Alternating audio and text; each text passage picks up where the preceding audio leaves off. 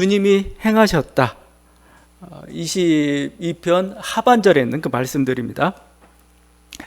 22편은 개인 탄식시라고 그랬죠. 그런데 여러분 읽어보면 알겠지만 1절과 21절 그리고 22절과 31절은 분위기가 완전히 바뀝니다. 그래서 어떤 학자는 그냥 급반전이라는 표현을 씁니다. 급반전. 21절까지 마치 죽을 것 같았어요. 막 어찌하여 반복이고 뭐 나는 벌레 같은 자고 저는 막 그 개같이 뭔가 사자같이 나를 뜯으려고 하고 그런 무기력의 어떤 또 고통의 연속이었죠. 수렁이었던 겁니다. 근데 22절 이하 우리가 읽어보면 알겠지만 감사와 지금 찬양으로 가득합니다. 그 입이 그냥 가득하고 자기가 찬양할 뿐만 아니라 다른 사람에게도 찬양을 격려하고 있는 완전히 분위기가 완전히 바뀌어버렸죠. 그러면 이렇게 급반전이 일어난 이유가 뭐냐? 이유는 단 한 가지죠. 문제가 해결됐기 때문에 그렇습니다. 문제가 해결됐어요. 적에 대해 승리했습니다. 그러니까 이런 찬양이 나오는 거죠. 승리도 안 했는데 미리 감사한다? 인간은 그렇게는 어려워요. 예수님이나 가능하지 우리는 불가능합니다. 그러니까 응답이 주어졌어요. 승리가 주어졌습니다. 그러니까 그래서 제가 드리는 말씀이 21절과 22절 사이에는 시간 간격이 있다는 겁니다. 그렇게 고통 가운데 있었는데 하나님께서 이렇게 응답하셨거든요. 그래서 감사하면서 둘이 결합시켜 놓은 거죠. 이런 식의 찬양이 시편은 굉장히 많이 있습니다. 만약에 내가 고통 가운데 부르짖었더니 얼마 안 돼서 바로 응답하셨다. 그건 고난이 아니죠. 그렇게 하는 건 고난이라고 하지 않습니다. 그냥 도무지 헤어날 것 같은 그 시간도 이 고통이 끝나지 않을 것 같은 어떤 그런 느낌이 들 때 이걸 고통이라고 얘기하는, 고난이라고 얘기하는 거죠. 근데 그래서 시간이 좀 필요한 거죠. 그게 해결이 된 거예요. 승리를 거둔 겁니다. 그러니까 이 찬양이 나오죠. 그래서 22절은 축하 분위기입니다. 완전히 거기 내가 주의 이름을 형제에게 선포하고 회중 가운데에서 주를 찬송하리이다. 여호와를 두려워하는 너희여 그를 찬송할지어다. 내가 형제들 앞에서 회중들 앞에서 나는 주님을 찬양한다 이거죠. 그리고 당신들도 찬양해라 막 이렇게 하고 있어요. 그러니까 아마 이건 성전에서 했을 겁니다. 성전에서. 근데 그 성전에서 하는데 그냥 하지는 않겠죠. 자기 간증과 함께 하겠죠. 이렇게 힘들었는데 하나님이 이렇게 답을 주셨다. 해결해 주셨다 이거죠. 길을 해주셨다. 적에 대해 승리케 하셨다. 그러니까 막 그 옆에 있는 회중들이 막 자기 일처럼 기뻐합니다. 정말 놀랍다. 찬양한다 이거죠. 그래서 이렇게 찬양한 것 중에는 이 회중들도 사실은 자기들도 그렇게 어려움 가운데 고통 가운데 있었던 그런 존재고 어떻게 보면 이 회중이라는 것은 하나의 연대의 공동체라고 할 수가 있습니다. 고통을 함께 경험했던 그 세력들. 그래서 그 옆에서 응원하고 기도하고 내가 힘들었어. 우리 같이 해보자 이거죠. 내가 기도해 줄게. 응원할게. 이렇게 해서 결국 그 어려움을 이기고 났을 때 그들이 모두 축하하고 있는 지금 이 모습이 여기 22절 또 그 이하에 다 담겨져 있죠. 그래서 여기 시편도 그렇고 계속 읽다 보면은 여기 회중이라는 단어가 카할입니다. 카할에서 나온 게 교회라는 단어도 여기서 다 나와요. 회당이라는 단어도 여기서 다 나옵니다. 카할 이게 카할은 히브리어인데 카할을 헬라어로 번역한 게 있습니다. 구약 성경을 헬라어로 번역하는데 거기는 에클레시아라고 보고 있어요. 교회예요, 교회입니다. 똑같습니다. 근데 회중이라고 할 때 이스라엘 민족을 가리키겠죠?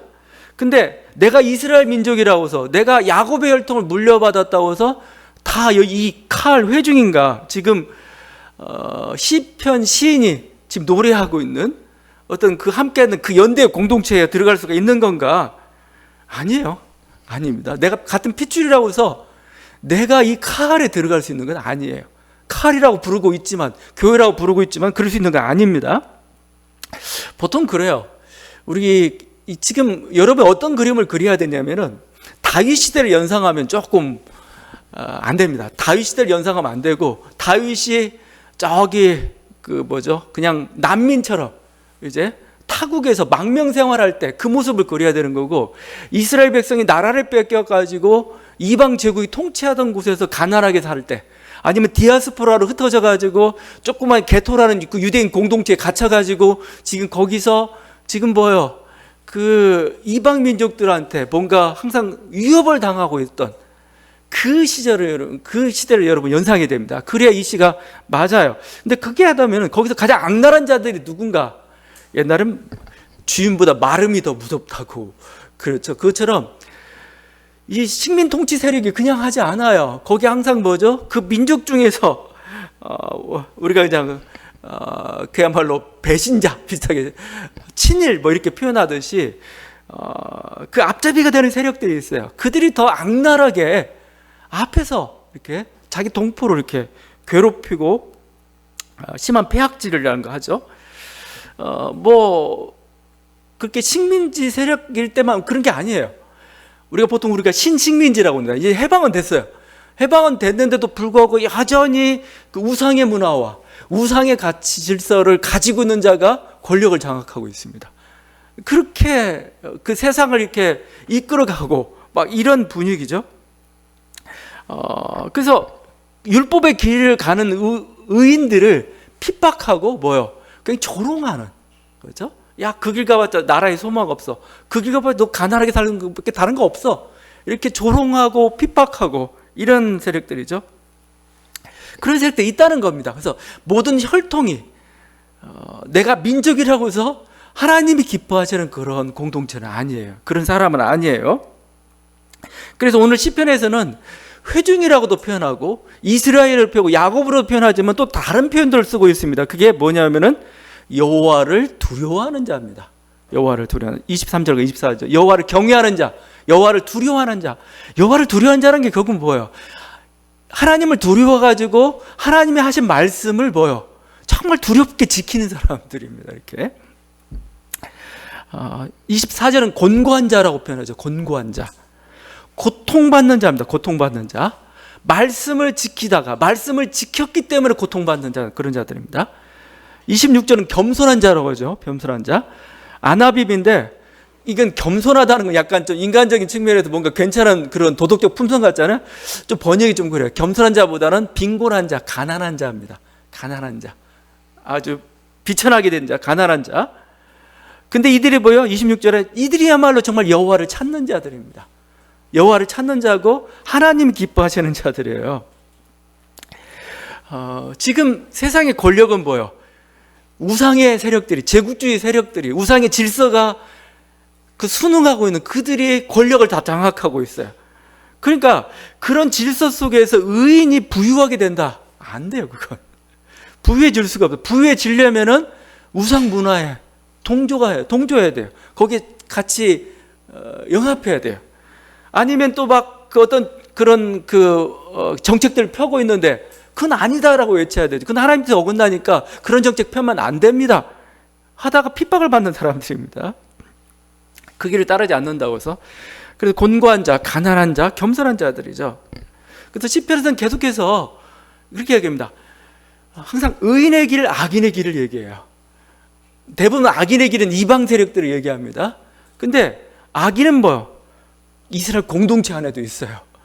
그 우상 세력들의 굴복한 자들, 그들의 앞잡이 노릇을 한 자들이 있습니다. 그게 바로 의인이고 악인이고, 주님도 같은 표현을 했습니다. 예수님도 알곡과 가라지라는 표현을 썼습니다. 다 주여 주여 하면서 같은 교회 공동체 안에 있는데 알곡이 있고 가라지가 있다 이거예요. 하나님이 기뻐하신 자녀가 있고 하나님이 모른다는 그런 자녀가 있다는 거예요. 제가 지금 요즘 한국 교회를 보면서 느끼는 그거예요. 뭐죠? 옥하는 목사가 후임 목사한테 했던 말이 우리가 같은 배를 타고 있나, 유명한 말입니다. 우리가 같은 배를 타고 있나. 그러니까 그럴 경우가 참 많아요. 이게 어떤 정치적 이념으로 막 이렇게 교회가 갈라졌죠. 어떤 가치관이나 사고 방식들, 과학에 대한 태도들, 세상에 대한 태도들, 뭔가 이런 모든 것들을 보면서, 문화 같은 걸 보면서 너무 이질감 많이 느껴지는 거예요. 그냥 우리는 그냥 진보, 보수 뭐 이런 식으로만 표현하고 있는데, 이게 그냥 정말 우리가 신앙을 가지고 있으면서 이런 색깔을 가지고 있는 게 맞는가? 여러분, 이건 단순한 문제가 아닙니다. 왜냐하면 바벨론이 침공해 왔어요, 이스라엘을. 근데 예레미야는 친바벨론 노선을 얘기합니다. 근데 하나냐는 오히려 애국주의 노선을 가지고 나와요. 하나님이 지키신다 해가지고 항복하지 말고 버텨라, 하나님이 이 고난을 끝내주실 것이다. 근데 하나냐가 그야말로 거짓 예언자가 되었습니다. 예레미야는 오히려 참 예언자고. 그러니까 사실 심각하다는 겁니다. 심각하다는 거요. 우리는 그냥 그래 예수 믿고 그러니까 같은 공동체라고 하는데 아닐 수가 있어요. 우리가 정말 우리가 어느 선상에 서 있는가, 알죠? 좀 하나님 기뻐하시는 공동체에서 우리의 삶을 해야 되는데 마치 그런 느낌입니다. 그래서 여기서 정말 하나님의 회중이라는 게 누구냐? 회중이라는 게 하나님의 백성이라는 게 누구냐? 그렇죠? 그래서 그냥 회중은 안 되니까 거기다 하나 덧붙이죠. 가난한 자, 여호와를 두려워하는 자, 여호와를 찾는 자, 그리고 이렇게 곤고한 자, 겸손한 자, 의를 위하여 핍박받는 자들을 얘기하는 거 있죠. 이렇게 했을 때야말로 그게 하나님 기뻐하시는 그 회중이 되는 거죠. 바로 그 회중입니다. 그 회중 무리 가운데도 지금 시인은 찬양하고 있습니다. 하여튼 이게 얼마나 되는지 모르겠어요. 그렇지만 이게 소수라도 있다는 것 자체가 이들에게는 정말 그게 위로가 되는 거죠. 지금 디아스포라 상태 한번 생각해 보시죠. 내가 하나님 말씀을 지키다가 핍박을 당하고 있습니다. 곤란을 겪고 있습니다. 그런데 회당이 왔어요. 회당에 오니까 그렇게 어려움을 겪었던 그 모든 사람들이 같이 옆에 있는 겁니다. 위로해주고 격려해주고 같이 기도해주고 응원해주고. 그때 어떤 그 뿌듯함이랄지, 그때 어떤 그 느꼈던 그게 동지의식이라는 거죠. 그게 연대성이라는 표현을 거기 쓰고 있어요. 동지의식. 그냥 그런 공동체에 함께 있다는 것 자체가 그냥 위로가 되는 겁니다. 힘이 되는 겁니다. 나와 같은 고난을 겪었던 사람이 바로 옆에 있고 그가 우리를 응원해주고 있다는 거. 그래서 인간은 홀로 설 수 없는 거죠. 이게 신앙의 공동체고 사실은 교회가 사실은 그런 공동체가 되고 있는 거죠. 우리가 주일 예배에 왔습니다.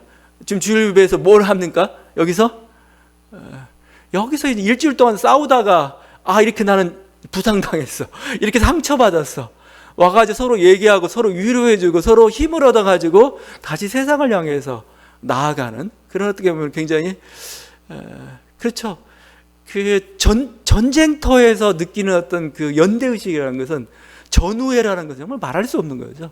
바로 그런 어떤 정말 생명을 놔두고 있는 공동체, 지금 그 공동체의 모습이 보여지고 있죠. 그 공동체가 있다면 우리는 이겨낼 수 있어요. 이겨낼 수가 있습니다. 같은 생각을 가지고 있고 같은 아픔을 공유하고 있다면 우리는 뭐예요? 어떤 어려움에 대해서 같이 이겨낼 수가 있어요. 바로 그 모습이 좀 보이고 있습니다. 주께서, 시인이 이렇게 감사하고 찬양할 수 있는 것은 주님께서 드디어 행동하셨기 때문에 그렇습니다. 거기 마지막 절에 주님이 행하셨습니다.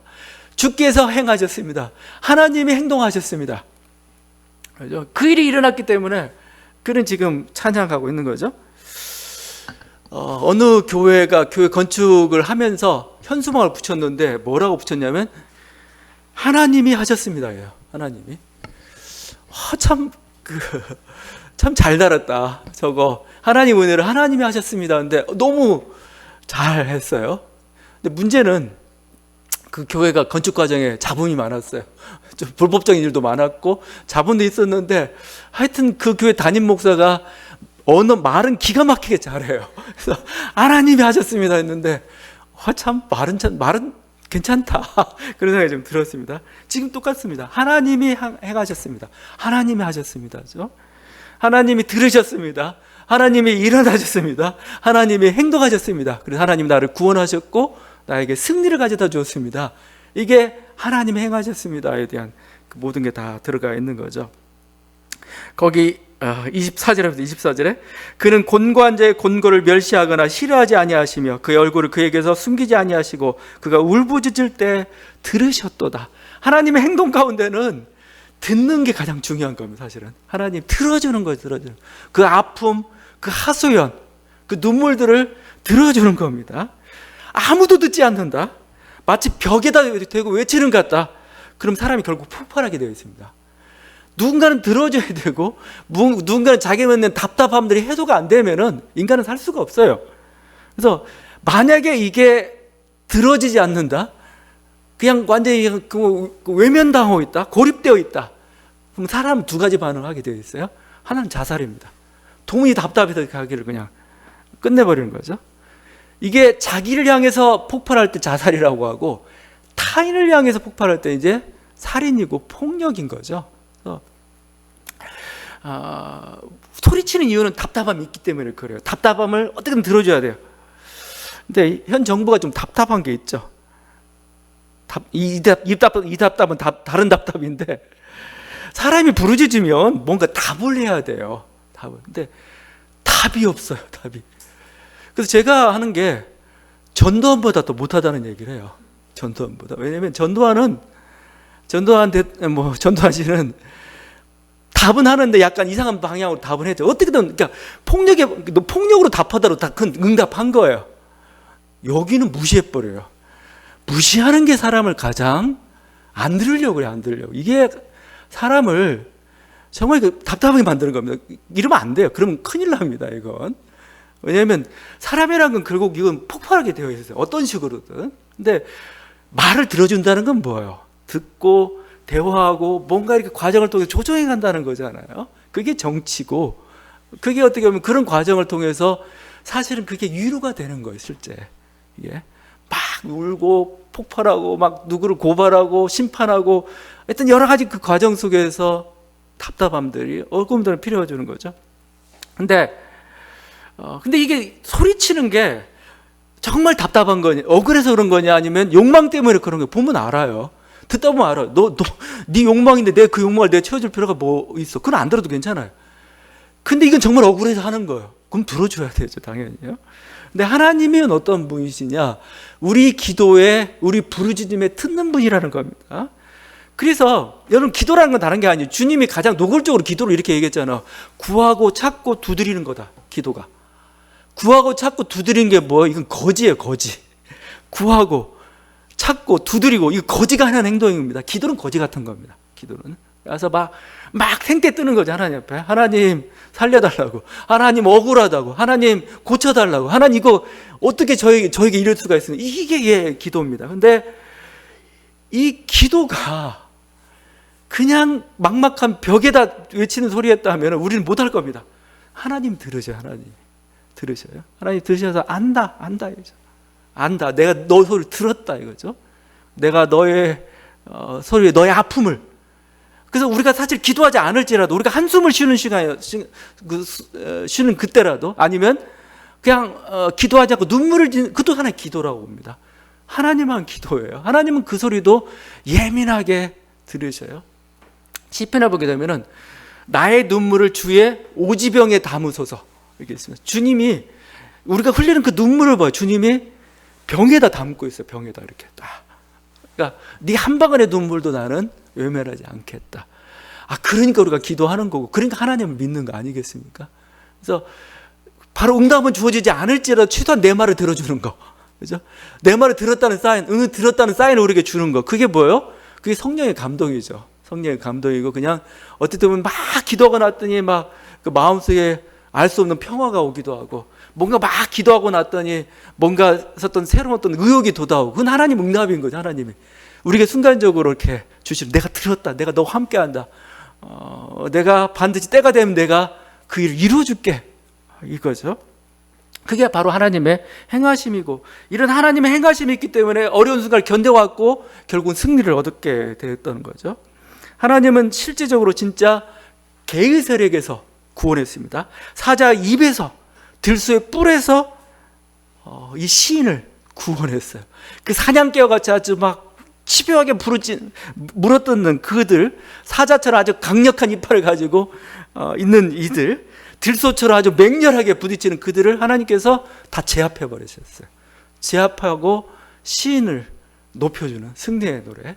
그게 여러분 에스더서에 나와 있는 거잖아요. 하만의 세력들이 개처럼 아니면 들소처럼 아니면 사자처럼 그게 죽이려고 달려들렸는데 오히려 그들이 교수대에 달리면서 이스라엘에게 불임절이라는 어떤 해방이 주어졌던 그때가 그죠. 바로 그게 하나님께 우리에게 주시는 행하심으로 이루어졌던 일이죠. 거기에 겸손한 자는 먹고 배부를 것이며 이 겸손한 자는 가난한 자가 배부를 것이다. 정말 심령이 가난한 자가 배부를 것이다. 이거죠. 배부를 것이다. 줄인 자가 배부를 것이다. 이거죠. 산상순에 나와 있는 팔복에 나와 있는 그 말씀이 실제 한 사람을 통해서 그냥 영적인 배부름이 아니에요. 실제 내가 빼앗겼던 것들, 내가 가난해졌던 것을 하나님께서 부욕해 주신 겁니다. 윤택하게 해주는 거죠. 그냥 이게 관념이 아니죠. 실제 그런 일을 행하셨다는 겁니다. 그래서 지금 찬양하는 거죠. 31절에 그의 공의를 태어날 백성에게 전하며 주께서 이를 그의 공의를 주님의 정의가 뭐냐면 정의는 뭐요? 이렇게 억울하게 했던 자들을 억울함을 해소시켜 주는 거예요. 이제 답답했던 것들을 열어주는 거고 불의로 빼앗겼던 것을 원상복귀 시키는 겁니다. 내가 뭔가 그러니까 우리의 어떤 건강으로부터 우리가 연약함으로부터 정상적인 어떤 강건함을 회복하는 것 그것도 정의예요. 왜냐하면 모든 게 다 그러니까 정의라는 건 하나의 고든 거죠. 고든 거고 바른 거고 원래적인 거죠. 근데 그것부터 벗어났을 때 원상태로 회복시키는 거 이게 모든 게 다 정의고 공의인 거죠. 그리고 원수들은 부끄럽게 만들고 의인은 더 높여주시고 이게 다 하나님께서 행하신 일이고 시편 시인이 그걸 경험하고 있어요. 그래서 하나님을 찬양하는 겁니다. 근데 보면 시편 22편 시인은 그래도 매우 착한 사람이에요. 착한 사람. 왜 착한 사람이냐면 이 하나님께서 행하신 그 여러 가지 목록들을 다 얘기하고 있는데 거기에 원수에 대한 통쾌한 어떤 복수는 말하지 않아요. 다른 시편에서는 얘기하죠. 저 원수가 가다가 넘어지게 해주세요. 칼에 맞게 해주세요. 실각하게 해주세요. 재산 다 몰수당하고 그의 가족들은 흩어지고 3대가 저주를 받게 해주세요. 이게 사실 시편에 나와 있는 그 것들이죠. 그리고 하나님께 그걸 행하셨을 때 얼마나 기뻐하시는 거죠. 바로의 군대가 그들을 쫓아왔을 때 그들을 그냥 물에다 수장시켜가지고 막 찬양하고 이것도 한 원수에 대한 저주, 원수에 대한 복수가 하나님 행하시는 가장 또 중요한 것 중 하나인데 이 시편 시인은 착해요. 그건 하지 않아요. 그건 하지 않고 그냥 나에게 베푸셨던 하나님의 놀라운 은혜와 사랑을 이렇게 표현하고 있죠. 그래서 어떻게 보면은 마치 예수님의 마음 같아요. 예수님 십자가 상에 이렇게 기도하죠. 아버지 저들을 사하여 주옵소서 자기들 하는 것을 알지 못함이니이다.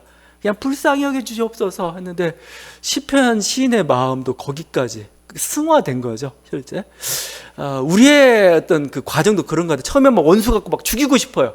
근데 막 하다 보면 갑자기 그런 생각이 들어요. 참 쟤도 무슨 운명으로 저렇게 태어나고 저렇게 악한 짓을 하고 남의 생명을 이렇게 빼앗고 위축시키는 그런 일들을 하는 정말 저런 운명을 가지고 태어났는 게 참 불쌍하다. 어쨌든 그런 생각도 들기도 하고 그래요. 하여튼 하나님께서 이렇게 원수를 물리치심으로써 이렇게 행하신 거죠. 이게 지금 시편 시인의 하나님이 행하셨다는 그런 일이고 우리들 가운데 있는 하나님의 행하심, 하나님의 행동, 주님이 하셨습니다, 하나님이 하셨습니다라는 어떤 그 집단적인 어떤 고백들이 일어났으면 좋겠습니다. 이 시편 이 시인의 어떤 이 찬양의 위대함이 여기서 그치지 않고 더 확대되어 가고 있습니다. 어떻게 보면은 작은 고난이에요. 자기 인생의 어떻게 보면 그냥 일상적인 고난입니다. 근데 일상적인 고난으로 끝나지 않아요. 이 고난을 통한 승리가 뭐죠? 이제 어디로 가느냐? 더 큰 무대인 역사 무대로 향합니다. 큰 공동체를 향하고 있습니다. 좀 더 나아가서 온 세계를 향합니다. 더 나아가서 온 우주를 향하여서 하나님을 찬양하라고 하고 있어요. 거기 27절과 28절이죠. 땅의 모든 끝이 여호와를 기억하고 돌아오며 모든 나라의 모든 족속이 주의 앞에 예배하리니 나라는 여호와의 것이요 여호와는 모든 나라의 주지이시미로다. 지금 내 인생의 문제 속에서 뭔가 어떤 재산이나 무슨 건강이나 아니면 뭔가 하여튼 뭔가 자식이나 뭐 이런 것 때문에 문제가 생겨가지고 계속 고민하다 거기서 하나님이 놀라운 은혜를 받고 승리했습니다. 이 경험이 어디로 확대돼요? 자기 경험으로 그치지 않고 뭐요? 이웃을 향해서, 세계를 향해서 확대돼 간다는 겁니다. 이게 사실은 어떻게 보면 굉장히 그 하나님이 우리에게 고난을 주신 이유 중 하나가 그거예요. 네 혼자 이 고난 당하고 고난을 승리하는 거 그치지 말고 이제 다른 동일한 고난을 겪고 있는 사람들 네가 도와라 이거죠. 또 이런 고난 가운데 있는 모든 민족들에게 어떻게 해야 참으로 살 길이 있는가를 제시하고 그 길로 이끌라는 겁니다. 지금. 그러니까 우리의 어떤 그러니까 저는 우리 생활 속에서의 당하고 있는 문제들은 결국 작은 문제가 아니에요. 작은 문제가 아닙니다. 여러분이 그 작은 문제에 대해서 정말 충실하게 반응하고 거기에서 어떤 하나님의 은혜를 입었다면 뭐죠? 하나님은 정말 더 큰 일을 여러분에게 맡기실 겁니다. 하나님 일을 통해서 더 큰 것을, 마치 그거예요. 우리가 집안에서 열심히 하나님 말씀에 충성하고 싸웠더니 갑자기 대통령을 시키는 그런 일과 같은 일들을 하나님께서 이루신다는 겁니다. 이게 시인이 그렇잖아요. 자기 문제 갑자기 뚝 눈을 뜨니 온 나라여 하나님 말씀을 들으라, 하나님을 찬양하라. 온 나라의 비전, 세상이 갈 길은 하나님 찬양에 있다, 하나님 경외에 있다라고 지금 외치고 있는 거잖아요. 지금 그런 말 있잖아요. 요람을 흔드는 손이 세계를 흔드는 손이라고. 맞아요. 요람을 흔드는. 왜냐하면 한 역사적 인물이 어린 시절에 얼마만큼 그 사랑을 받았느냐, 얼마만큼 증오를 받았는지에서 인간성이 결정이 되고 그 인간성 때문에 세계를 위태롭게 만들 수도 있고 히틀러의 길을 갈 수도 있고 아니면 역사의 발전을 더 위대한 세계를 만들어가는 그 일을 해낼 수도 있어요. 눈앞에 있는 작은 아이 하나를 내가 어떻게 대하느냐에 따라서, 내가 얼마만큼 사랑을 베푸느냐에 따라서 세계가 바뀌어요. 미래가 바뀌는 거죠. 그래서 작은 일이 없어요. 작은 일은 결국 작지 않다는 겁니다. 여기에 우주의 운명이 이렇게 달려있죠. 그래서 저는 가끔 영화 보면 영화 볼 때 참 재미나요. 이렇게 한 사람을 구원하고 한 사람, 왜냐하면 얘가 미래의 어떤 저기 우주 지도자가 되는 거예요. 그러면 얘가 잘 목숨이 부지해야 돼요. 목숨이 지켜지고 뭔가 이렇게 잘 가꿔져야 나중에 우주를 이렇게 지켜낼 사람이 되는 거예요. 그래서 그런 거나 마찬가지죠. 모르죠. 우리 지금 하고 있는 그 일, 내가 당하고 있는 그 고난, 작은 게 아닙니다. 거기에는 뭔가 정말 하나님 그게 생명이고 하나님 우리가 그것을 열매라고 표현하고 있는 거죠. 더 큰 깨달음을 우리가 가져다주고 이 더 큰 구원을 이제 더 많은 사람에게 또 많은 사람을 살리는 그런 하나의 도구가 되는 거죠. 제가 가끔 얘기하는 헬렌 켈러가 저는 그런 사람 같아요. 헬렌 켈러는 태어날 때부터 눈도 보이지 않죠. 소리도 듣지 못하고 말도 못하고 정말 모든 게 다 다친 사람입니다. 눈도 안 보이죠. 소리도 들을 수가 없죠. 말도 못하죠. 그러니까 세상과 차단된 거예요. 근데 설리반 선생을 통해서 말을 배웁니다. 어떻게 말을 배웠냐면 목의 떨림을 통해서 배우는 겁니다. 이게 가능한지 모르겠어요. 이렇게 요즘 컴퓨터가 발달했다지만 이 목의 떨림, 마치 그 레코드판 그 떨림의 소리를 그 예민한 바늘이 체크하듯이 이 떨림을 통해 가지고 말을 배우기 시작해요. 말을. 사랑 같은 그 추상적인 그것도 배우기 참 어렵잖아요. 그것도 배워가요. 쫙 이런 식으로. 나중엔 뭐요? 정말 연설가 좀 그 헬렌 켈러의 연설은 지금도 돌아다니고 있습니다. 헬렌 켈러 지금 30년대, 20년, 30년대 사람 같은데 그 연설할 정도까지 됩니다. 근데 헬렌 켈러의 인생은 전부 다 여기서 끝나는 걸로 알아요. 그래서 삼중고의 위기를 극복한 사람 아니에요. 헬렌 켈러의 인생은 후반전이 있습니다. 후반전이 뭐냐면은 이 사람은 여성운동에 뛰어들어요. 그리고 사회운동에 떨어집니다. 그리고 인종차별철폐운동까지 가요. 사회적 장애와 맞서 싸운 거죠. 자기가 장애로부터 이렇게 하나님 은혜로 해방을 받고 난 다음에 뭐죠? 거기서만 그친 게 아니고 뭐 이제 사회적 장애를 해석하기 위해서 사회적인 어떤 그렇게 분리하고 차별하고 막혔던 그 모든 것도 뚫기 위해서 뭐죠? 행동했던 거죠. 헬렌 켈러가 그 뉴욕 타임즈 기자와의 대담에서 했던 말입니다. 잔악한 자본가들에게 맞서 싸우는 노동자 투쟁이 시각장애와 청각장애를 이겨내려는 자신의 투쟁과 비슷하다고 느꼈다. 그죠? 저는 이게 중요하다고 봐요. 자꾸 신앙인들이 은혜 받고 나면은 그냥 개인 간증으로만 자꾸 끝나버려요. 소박한 개인 간증? 아니죠. 개인 간증으로 끝나서는 안 되죠. 이 개인 간증이 사회를 향해서 가야 됩니다. 사회를 향한 어떤 메시지, 사회를 향한 자유와 해방과 발전을 위한 하나의 쓰임이 되고 그렇게 적용이 돼야 되는 거. 하나님 그런 기대를 가지고 있고 지금 시편 시인은 그렇게 노래를 하고 있어요. 이 시편 시인은 지금 자기 하나의 그 경험인데 이 경험이 그냥 이런 어떤 우주로만 확대된 정도만이 아니고 시공간도 초월하고 있어요. 시공간. 죽음의 경계를 넘어서고 있죠. 거기에 29절입니다. 29절인데 이 세상의 모든 풍성한 자가 먹고 경배할 것이죠. 이 구절이 난의 구절이에요. 그래서 영어 성경마다 번역이 달라요. 세상의 모든 풍성한 자, 저도 읽다가 이거 세상에 부유한 자들도 왜 부유한 자들이 또 경배하고 가난한 자도 경배하라 그런 뜻으로 쓴 말인가 좀 이상해요. 왜 갑자기 부유한 자가 왜 나왔지? 근데 제가 히브리 원문을 보고 다른 주석서를 보다 보니까 이 뉴 RSV 영어 성경 번역 이건 공동 번역이나 표준 세 번역도 좀 따라가고 있습니다. 이렇게 번역합니다. 땅 속에서 잠든 자들이 경배할 것이다. 땅 속에서 잠든 자. 이 뭐 이렇게 엉뚱한 지금 근데 이 히브리 표현이 묘해서 그럽니다. 땅 속에서 죽은 자들이 하나님을 경배할 것이다. 죽은 자들이 하나님을 경배하라는 말입니다. 죽은 자들이요.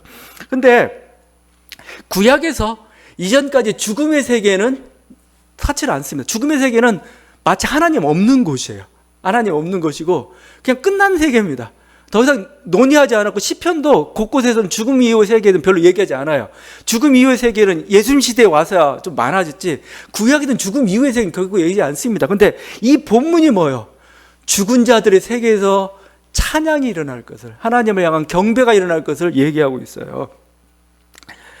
죽음마저도 하나님의 장소, 찬양의 장소가 되었고 실제 이게 성취가 되었죠. 누구에게서? 예수 그리스도에게서.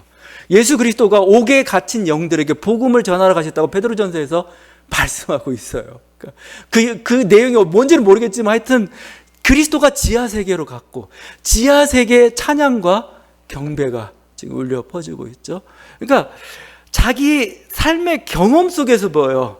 이 시편 시인은 정말 그 경험이 보여요. 그냥 시공간을 초월해서 지금 뻗어나가고 있다니까. 어떻게 보면 이 시편 시인의 깨달음 아니면 시편 시인의 이 찬양이 있기 때문에 예수 그리스도께서 옥에 내려가셨다고 볼 수 있어요. 실제 옥에 갇힌 자들에게 주의 찬양을 전하기 위해서 주님 복음하고 전하고 경배하도록 하기 위해서 그들에게 내려갔다고 볼 수가 있습니다. 두 번째는 현재죠. 진토 속에서 내려가는 자 곧 자기 영혼을 살리지 못할 자도 다 그 앞에 절하리로다. 지금 이건 현재입니다. 현재. 지금 우리는 전부 진토 속을 향해 내려가는 자고 우린 천천히 내려가는 자들, 급경사에서 막 진토 속으로 떨어져 가는 자들, 병 때문에 아니면 정말 나이 때문에 그런 자들 있죠. 자기 영혼을 살지 못한 그것도 가는데 그들에게도 뭐예요? 찬양하라 입니다. 경배하라 이거예요. 인생의 답이 거기 있다 이거예요. 내가 힘들고 어렵고 그럴 때 우리들에게 답이 뭡니까? 하나님을 경배하는 거고 하나님을 찬양하는 겁니다. 그럼 하나님께서 너에게 답을 주실 거다. 문제에 대한 해결을 주실 거다 이거죠. 너의 짐을 가볍게 해주실 거다 이거예요. 이게 진토 속에 내려가는 자도 하나님을 절하리라는 겁니다. 마지막으로는 미래 세대를 향해서도 찬양과 경배가 요구되고 있죠. 3절 31절입니다. 후손이 그를 섬길 것이요 대대의 주를 전할 것이며 와서 그의 공의를 태어날 백성에게 전하며. 그러니까 죽은 자, 죽어가는 자, 앞으로 올 자, 그 모두가 다 하나님을 찬양, 하나님을 경배하라. 사실 어떻게 민족의 비전을 밝혀주고 있는 겁니다. 민족이 나가야 될 방향이 뭐냐? 하나님을 경외하는 삶이에요. 하나님을 경배하는 건 삶입니다. 그럼 하나님을 경외하고 경배한다는 게 그냥 내가 예배 드리는 걸 얘기하는 건가? 아니에요. 하나님 말씀을 순종하는 겁니다. 하나님 말씀을 순종하는 자가 하나님을 경외하는 자예요, 실제. 왜냐하면 그 말씀을 안 지키면 하나님이 혼난다, 너의 심판이 있다고 얘기했는데 그 말씀을 두려워하는 거죠, 실제. 그래서 그 말씀을 두려움으로 지키고 있는 자들, 이게 하나님을 경외하는 자입니다. 내가 찬양한다고 하나님을 경외하는 자가 아니에요. 그래서 예수 그리스도가 분명히 얘기하죠. 나더러 주여 주여 하는 자면 나에게로 올 것이 아니오라고 하면서 뭐라고 하냐면 내 말을 듣고 지키는 자라야, 행하는 자라야 아버지께서 저를 영원히 받아주실 거라고 말씀하고 있어요. 그게 사실 하나님을 경외하는 사람들인 거죠. 여러분, 지금 마지막 그 시편 20편 22절 이하에 시공간을 초월한 온 우주를 향한 하나님을 향한 찬양, 또 한 찬양의 격려, 그건 죽음의 세계마저 넘어가고 있는 그런 겁니다. 여러분, 다시 한번 우리 시편 시인처럼, 여러분, 그러기 위해서 어떻게 우리 인생에 승리가 필요한 거죠. 이 작은 전투에서, 우리 인생의 삶의 전투 속에 여러분 이 승리를 경험할 수 있기를 바랍니다. 맛볼 수 있기를 바랍니다. 그래서 먼저 이 승리를 더욱더 인생의 더 깊은 곳, 사회 구석구석에 전하고 확대시키는 저와 여러분들 간절히 바랍니다. 기도하시겠습니다.